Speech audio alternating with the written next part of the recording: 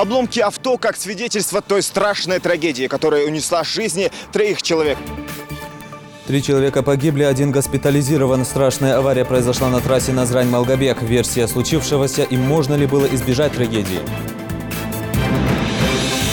Мы хотим объединить все муниципальные флаги в единый общий флаг. Это будет именно в Москве. И как раз мы хотим зафиксировать именно такой рекорд.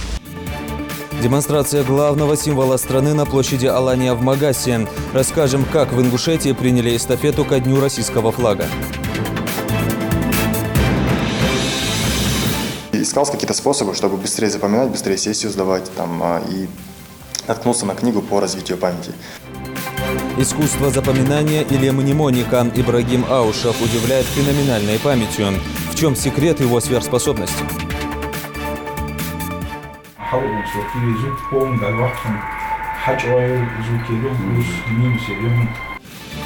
Переход на цифровое ТВ завершится в октябре. Малоимущие семьи получают приставки бесплатно от муниципалитетов. Добровольцев было много в дикой дивизии, и был очень большой отбор. История георгиевского кавалера Алисхана Плиева в рамках выставки экспозиции из цикла «Горные орлы».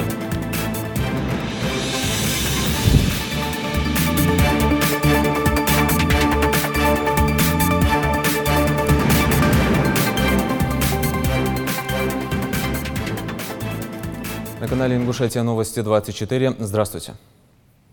Во всех населенных пунктах Ингушетии до конца 2030 года будут обновлены газопроводные сети в рамках пилотного проекта создания новой системы газораспределения на территории Ингушетии. Об этом сообщил исполняющий обязанности заместителя председателя правительства республики Исрапил Латыров на совещании по газификации региона, прошедшем под председательством гендиректора «Газпром Межрегионгаз» Сергея Густова и в Рио главы Ингушетии Махмуда Али Калиматова. Ранее по итогам проверки Ростехнадзора в регионе были выявлены нарушения, связанные с изношенностью сети газоснабжения и, как следствие, ее несоответствие требованиям безопасности. Подробности в репортаже нашего корреспондента. Руководством ПАО «Газпром» было принято решение сделать Ингушетию первым субъектом России, где будет реализован пилотный проект по обновлению газопроводных сетей. Как заявил Махмуд Али Калиматов, одной из серьезных проблем республики является изношенность газовых сетей, а также потери газа, которые составляют почти 50%. По словам руководителя региона, прокладка газовых сетей в ряде случаев отстает от развития населенных пунктов, что вызывает обоснованные жалобы жителей новых микрорайонов. Нам следует разобраться в причинах этой ситуации и определить меры по приведению газового хозяйства в соответствии с нуждами республики, подчеркнул он. У нас, я так понял, нет в республике плана застройки населенного пункта, как он делается в других регионах, то есть на 25 лет, да, на 30 лет. И там кто гораздо, туда и ходит. И вторая ситуация. Конечно, кадастровой палате тоже надо все эти факты прокуратуре тоже в кадастру зайти, и вот те факты есть, вы обратитесь, скажите, вот здесь вот нам приходится тут загогулину делать, и тратим мы финансы. А их обязанность пойти в кадастровую палату и проверить, как они, что они делают. Потому что все ваши обращения вот должны ходить так, то есть поэтапно. Если у нас не утверждены еще заблаговременно какой-нибудь там участок берут его в собственность, зная, что вы там начнете прокладывать что-нибудь. Тоже такие есть некоторые специально. А потом вам приходится или выкупать, или уходить в поля там и обходить их. То есть тут надо, вот есть проблема.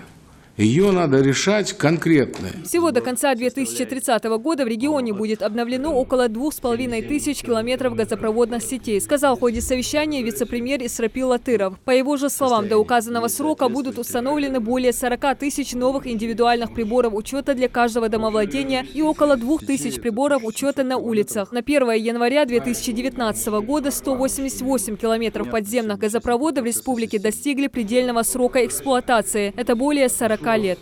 Состояние газораспределительной системы нас не удовлетворяет. И на 1 января 2019 года 188 километров подземных газопроводов достигли предельного срока эксплуатации, более 40 лет. По результатам заключения экспертизы промбезопасности все остальные подземные газопроводы, которые есть в республике, находятся в неудовлетворительном техническом состоянии и требуют проведения реконструкции. Такая реконструкция запланирована. Необходимо отметить, что уровень газификации в республике очень высокий, и по состоянию на 1 января 2019 года он составил 85%, 85,1%, при том, что в целом по стране уровень газификации 68,6%. В том числе в поселках городского типа 85%, и сельской местности 84,9% по нашему подсчету. А общий объем инвестиций с 2008 по 2019 годы, то есть за последние десятилетия, составил 3,2 миллиарда рублей, и завершено строительство 170 километров газопроводов. Уверен, что мы найдем тот единственный возможный путь для того, чтобы каждый куб газа, который поставляется в республику, прошел по хорошим подготовленным сетям, через счетчик попал абоненту в республике Ингушетии, был оплачен. ПАО «Газпром» до конца 2020 года планирует построить в Ингушетии 11 газопроводов среднего и низкого давления. Сейчас уже в реализации очень большая программа на Северном Кавказе. Она самая большая, других аналогичных по объему у нас нет в настоящее время. Реализуется по строительству 18 объектов во всех районах республики общей протяженностью около 400 километров, благодаря которой будет газифицировано больше 16 тысяч домовладений. Также на совещании обсуждались меры по оптимизации сбора платежей за потребленный газ. Как отметил Махмут Али Калиматов, эта работа недостаточно эффективна. По мнению ВРИО главы республики, в данном направлении необходимо активизировать работу с общественностью. Требуется повышение культуры обслуживания потребителей. Необходимо актуализировать абонентскую базу, развивать систему онлайн-услуг, оснастить всех абонентов современными приборами учета. При этом злостные неплательщики должны почувствовать ответственность перед законом, подытожил в РИО руководителя субъекта. Диана Дударова, Хусейн Гагеев, Юсуп Ханиев, Рахман Цуров. Новости 24. 3 человека погибли и еще один получил травмы различной степени тяжести в результате страшной аварии, произошедшей накануне вечером на автодороге Назрань-Малгобек. Столкнулись 2 легковых автомобиля марки ВАЗ. От сильного лобового столкновения один из автомобилей загорелся. Погибшие жители Малгобекского района. Молодые люди, самому старшему было 32 года. Единственный выживший, 26-летний малгобекчанин, госпитализирован. Кадры с места ДТП моментально облетели соцсети. Предварительная причина ДТП – выезд на встречную полосу движения. Все подробности в репортаже Зелимхана Калоева. Страшные кадры. Время 6 часов вечера. Зарево огня и клубы черного дыма не заметить было невозможно. Адская картина. На 14-м километре автодороги Назрань-Кантышево-Малгобек-Нижний Курб произошла смертельная авария.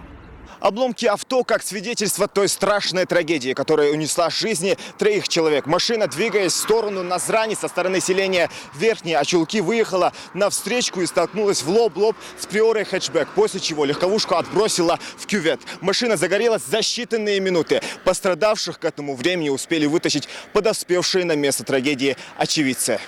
Страшно представить, какие были бы последствия, если бы загоревшаяся машина взорвалась. Но это было бы последнее, о чем думали кинувшиеся на помощь очевидцы. Нужно было спасать людей. Но несмотря на все усилия, эта авария унесла жизни 2 братьев Воделовых и Ажигова. Оказавшиеся на месте ДТП очевидцы предприняли самостоятельные попытки по вызволению пострадавших из загоревшегося авто.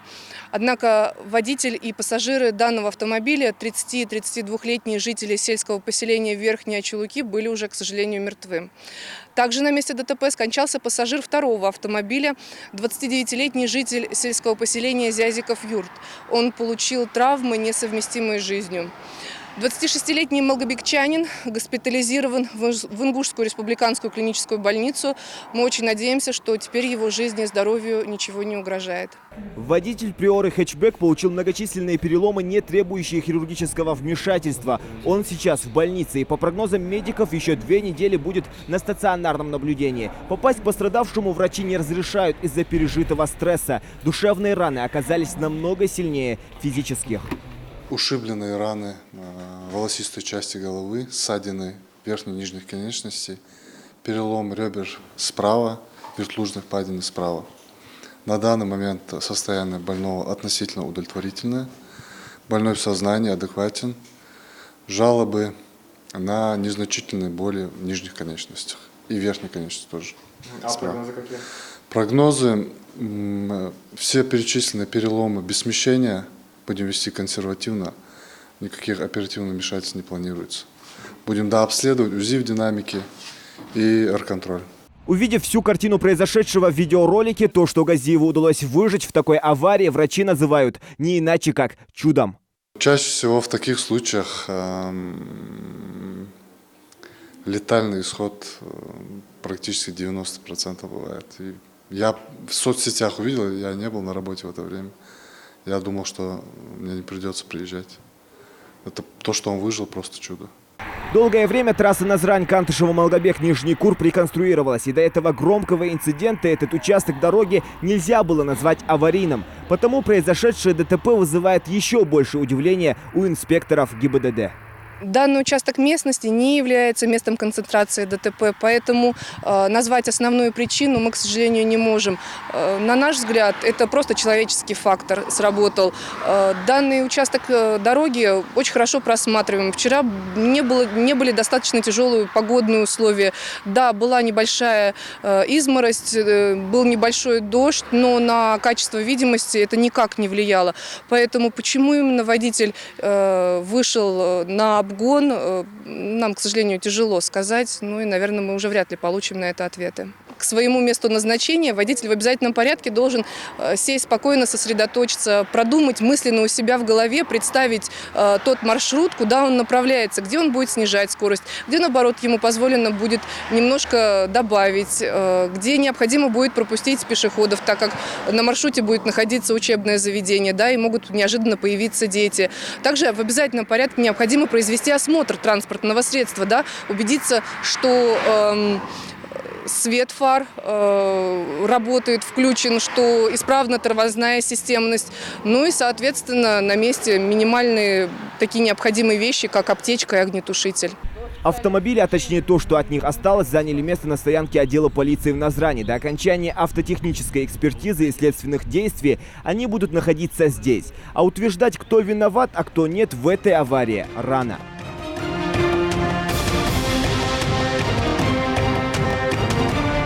Удар за ударом, авария за аварией. Новостные сводки каждый день пестрят неутешительными публикациями. К примеру, эта нелепая авария произошла накануне в Плиево. Еще одна 2 дня назад в селении Нестеровское и в Малгобеке. Недели ранее в Назрани столкнулись еще 2 легковушки. 5 пассажиров вместе с водителями были доставлены в больницу. Многие водители сами недоумевают, что происходит на дорогах региона.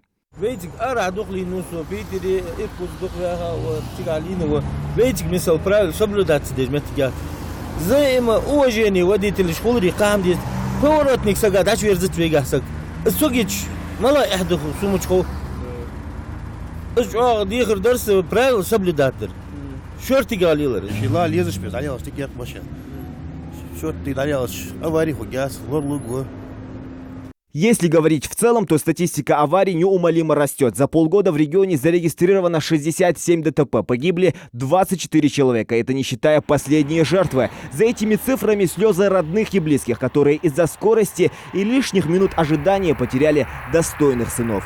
Зелимхан Калоев, Магомед Белакиев. Новости 24. Вместе со статистикой ДТП растет и число рейдов ГИБДД. Борьба с нарушителями продолжается. В ходе недавнего рейда дорожными полицейскими Ингушетии выявлено 49 нарушений правил тонировки автомобилей. Отмечается, что 22 водителям вручены требования, соответственно, они привлечены к административной ответственности, а 27 водителей сняли тонировку прямо на месте. В общей сложности выявлено 54 нарушения правил дорожного движения. Тонировка автомобиля – излюбленное занятие тысяч жителей республики. Сотрудники полиции в очередной раз напоминают о том, что нарушение закона влечет за собой наложение штрафа или арест на определенный срок. Всю нашу необъятную родину объединила эстафета, приуроченная ко дню российского флага, который отмечается 22 августа. Первая эстафета стартовала на Дальнем Востоке и Сибири. Далее ее подхватили остальные регионы. Мероприятия в рамках патриотической акции прошли и в Ингушетии. В центре Магаса активисты пронесли триколор, главный символ России. Он станет частью большого 3-километрового полотна, который развернут в Москве. Жаридат Халухоева продолжит тему.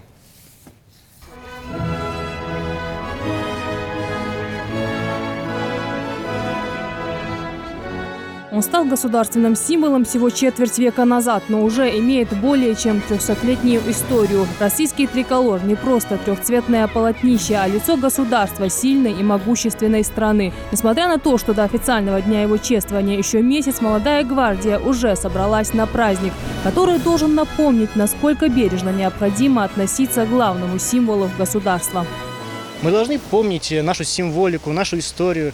И подобные мероприятия, когда мы, например, возимся с подобной атрибутикой, помогают нашей молодежи не забывать историю, помнить ее и почитать. День российского флага – особенный праздник для каждого субъекта большой страны. И сегодня вместе с российским триколором активисты несут ингушское знамя. Для молодежи, для нашей республики это важное мероприятие. В любом случае мы напоминаем, мы укрепляем нашу символику для уважения нашей символики, чтобы молодежь знала о ней, знали нашу историю. История флагов, история...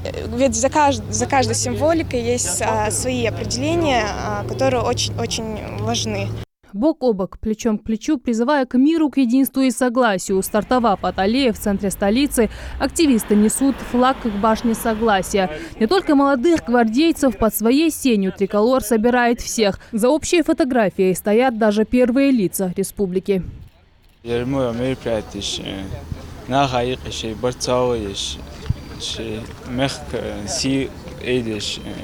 Уважение к государственным символам у ингушей всегда было непоколебимым, и сегодняшнее мероприятие, как отмечают собравшиеся, лишнее тому подтверждение. В единстве наша сила. Каждый из них переполнен гордостью за страну. Они не просто жители, а граждане необъятной России, которых объединяет один флаг, одна держава.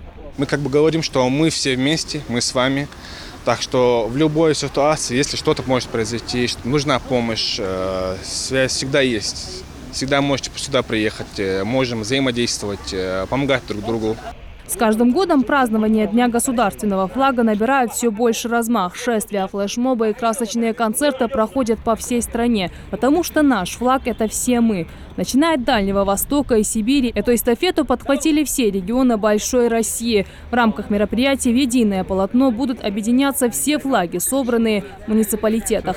Планирует сделать рекорд Гиннесса. Мы хотим объединить все муниципальные флаги в единый общий флаг. Это будет именно в Москве.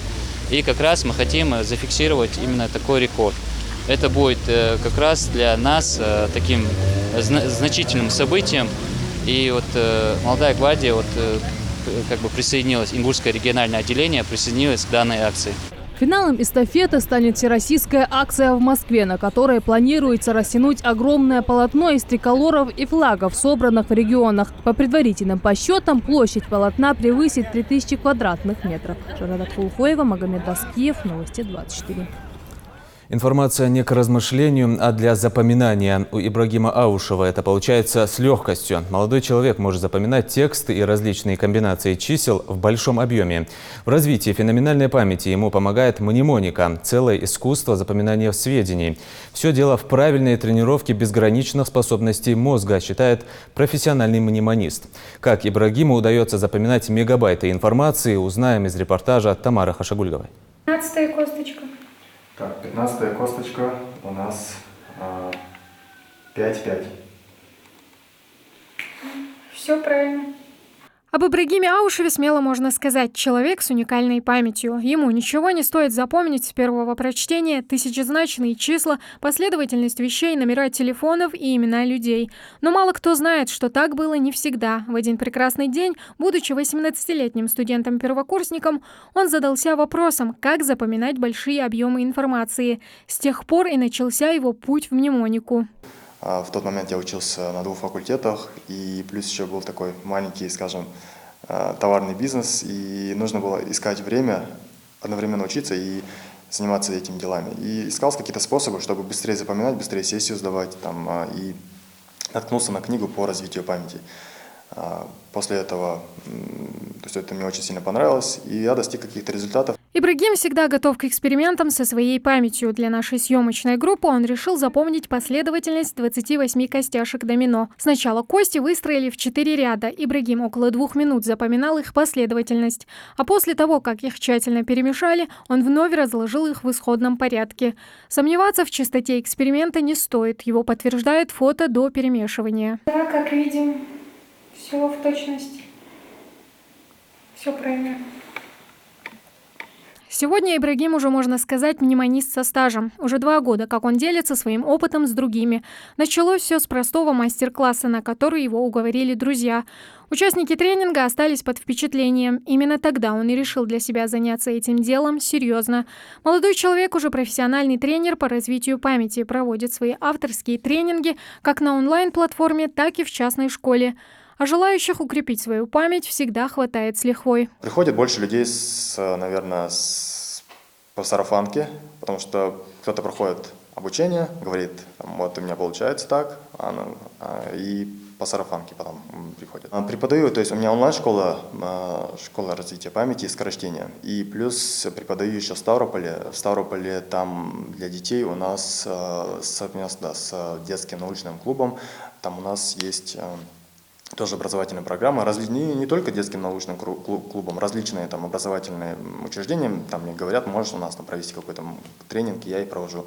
А также с правительством Карачаево-Черкесской республики сейчас готовим совместный проект, будем запускать у них школу, у них часто выступал, несколько раз там ездил в качестве спикера, и они готовы, хотят, чтобы я у них открыл школу одну. Феноменальная память, развитая с помощью мнемонических методик, не считается патологией. Одно из главных достоинств мнемотехнических приемов – овладеть ими может каждый желающий. Для этого не нужны сверхспособности или специальные знания. Успех зависит от силы и времени, которые вы затрачиваете на это. В среднем авторские тренинги у Ибрагима длятся около месяца, по 3 занятия в неделю. Такая методология, то есть развитие вначале визуальной памяти, картинки начинает человек быстро придумывать, картинки сочинять, то есть развитие этого всего. Почему дети хорошо запоминают? Потому что они способны работать именно с ассоциациями, они хорошо способны работать с образами, они визуально все представляют и связывают. И то же самое мы делаем взрослым. Взрослые начинают это забывать, и, имеется в виду, работать таким образом. В какой-то момент школа переучивает, но школа дает очень сильную логику. То есть ребенок там, в начальных классах, он еще способен образами работать, а потом он перестраивается и уходит в логику. Это хорошо, с одной стороны, но с другой стороны, для запоминания плохо. В свободное от учебы и работы время Ибрагим увлекается психологией, хоккеем и даже прыжками с парашютом. Лучший отдых – это смена деятельности, говорит он. В планах у Ибрагима Аушева отучиться на стоматолога, а также записать видеоуроки, где каждый желающий сможет на его собственном опыте освоить правила и приемы, помогающие запоминать нужные объемы информации. Тамара Хашагульгова, Лиза Рыбакова, Султан Булгучев, Новости 24. Переход на новый формат телевизионного вещания «Цифровое ТВ» завершится уже в октябре. Республика Ингушетия в числе регионов, которые последними откажутся от аналогового вещания. Четвертый этап перехода начнется 14 октября. К нему зрители должны быть готовы. Владельцам телевизоров, произведенных раньше 2012 года, и пользователям индивидуальной антенны необходимо приобрести специальную приставку, что могут позволить себе не все. Сотни малоимущих семей цифровыми приставками бесплатно обеспечили муниципалитеты. О нужной и своевременной помощи Мака Дударова.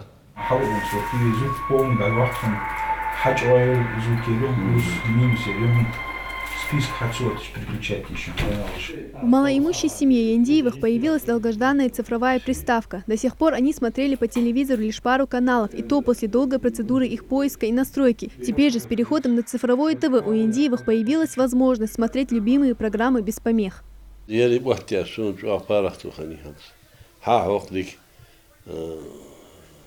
изображение, дикие чего. Соны улкант одихан.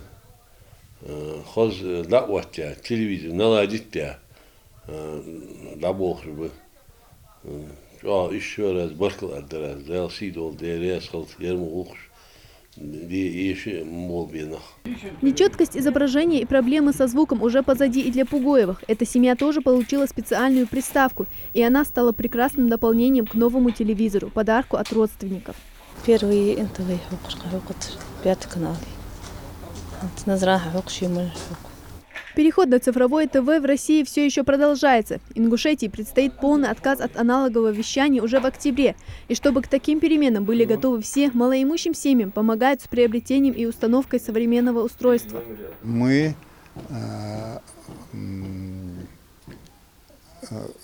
осуществили подворный обход тех малоимущих граждан, у которых не было приставок и нет возможности приобрести их. И было принято решение выявить этих людей и всех их обеспечить приставками телевизионными с той целью, чтобы они могли цифровое телевидение принимать у себя. Цифровую приставку в подарок получат еще около 600 малоимущих семей республики. Эту благотворительную работу планируют завершить в середине августа. И уже осенью в каждом доме большой страны можно будет смотреть по телевизору как минимум 2 десятка каналов в безупречном качестве. Мака Дударова, Магомед Даскиев, Новости 24. Образованию все возрасты покорны. В Северокавказском топливно-энергетическом колледже проводят специальную программу обучения и дополнительного образования для граждан так называемого предпенсионного возраста. Реализуют профессиональные компетенции, наиболее востребованные на рынке труда. Слово Идрису Ижиеву. Для желающих учиться возраст не преграда. В топливно-энергетическом колледже обучают людей предпенсионного возраста работе на компьютере. Век технологий, знания ЭВМ просто необходимо, как для работы, так и для досуга. В начале 2000-х в нашей стране началась эра компьютеров. Немного позже свои позиции прочно заняли телефоны и всевозможные гаджеты. Без них многие не представляют своей жизни. Неотъемлемой частью они стали и на всевозможных производствах. А как быть людям, которые родились намного раньше появления современных технологий и не умеют в совершенстве ими пользоваться? Такими решили помочь в Центре занятости совместно с топливно-энергетическим колледжем. Цель данного мероприятия – это дополнительное профессиональное обучение граждан предпенсионного возраста, состоящих в трудовых отношениях, то есть занятые граждане. Нами, то есть Центром занятости Малгобекского района, заключен договор и направлены на дополнительное профессиональное образование 10 граждан предпенсионного возраста на те специальности, на которые они изъявили желание обучиться. То есть это такие специальности, как повар, оператор котельной, оператор ЭВМ. Компьютер может работать, выдавать информацию, представленную только в форме, цифровой форме, а изображение, картинки, это он, вся другая информация, звук, изображение, показания приборов должна быть, в форме цифр. Каково это снова сесть за парту, знает Усман Картоев. Каждый будний день он приходит на обучение, внимательно слушает лектора, чтобы не упустить ни одну деталь. Усман работает сторожем в сельской школе в Седах. С течением времени в его профессиональных обязанностях произошли изменения. Теперь работа сопряжена с электроникой. Нужно вести цифровой учет, и без базовых знаний компьютера тут никак. Работа сейчас не как раньше делается. Сейчас все на компьютере, электронно. А если мы это знать не будем, естественно, мы можем стать неуделом, возраст уже. Поэтому пришли хотя бы изучить какой-то, чтобы мы представление имели, что-то могли пользоваться этим компьютером. Сегодня все, он бежит бегом, нам не хочется тоже там где-то сзади стоять. Хоть тоже хотим где-то какое участие принимать в этом. Мы же не старые такие, чтобы нас выбросить, так ведь мы уже еще что-то можем. Вообще в стенах колледжа обучают многим специальностям. Однако именно профессия оператор ЭВМ больше остальных востребована среди людей предпенсионного возраста. В аудитории тишина, обучающиеся слушают и записывают лекцию. Позже теоретические знания будут подкреплять практикой. Желание у них есть учиться, они такие вот стремительные, несмотря на этот возраст. Даже у них желание, можно сказать, больше, чем у наших молодых, которые не всегда думают о том направлении, которое они выбрали. Но здесь видно, что они организованы, они хотят дальше работать, получить какую-то профессию дополнительную, чтобы продолжить свою, рабочую деятельность. Половина программы курсов уже освоена, и в середине сентября еще на 10 специалистов в регионе станет больше. Идрис Ижиев, Магомед Белакиев, Новости 24. Проливной дождь приносил им целый ряд испытаний. Отныне все в прошлом. Малоимущая семья из Кантышева получила благотворительную помощь от районной администрации. Обильные проливные дожди в этот летний период совсем замучили хозяйку дома Лейлу Зарахову. Из-за протекающей крыши частая побелка стен стала обязательной.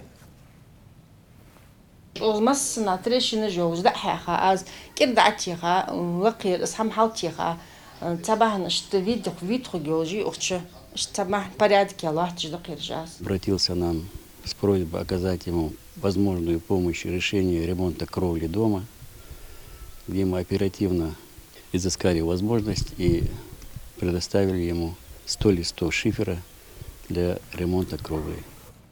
Как не потерять стаж работы вместе с трудовой книжкой? Эксперты ответили на этот популярный среди населения вопрос. Потеря трудовой может причинить массу неудобств и вызвать проблемы, например, с оформлением пенсии. Самый простой совет – взять СНИЛС и паспорт и обратиться в пенсионный фонд.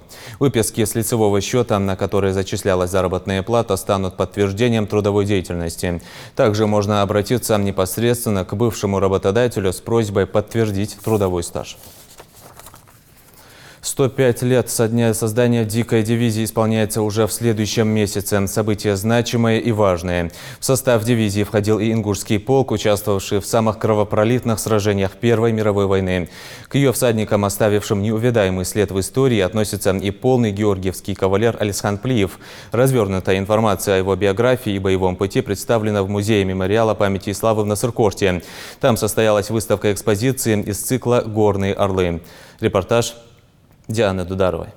На среду атака, храбрыми рычули, пушками отбили, зарадом от души, вся Россия знаю. Джигиты ингуши верой и правдой служили российской армии. Сотни ингушских всадников в 1914 году пополнили ряды Кавказской туземной дивизии. В этом году исполняется 105 лет со дня, когда мужественные горцы вписали свое имя в историю страны. И на счету ингушских всадников немало ярких побед. Так ингушский конный полк прославил себя во время знаменитого Брусиловского прорыва, оказавшего огромное влияние на ход Первой мировой войны. Память славных героев тех лет почитают Музей мемориала памяти и славы. Георгиевский крест второй степени и четвертой степени двух сторон, документы о его награждении и атака дикой дивизии.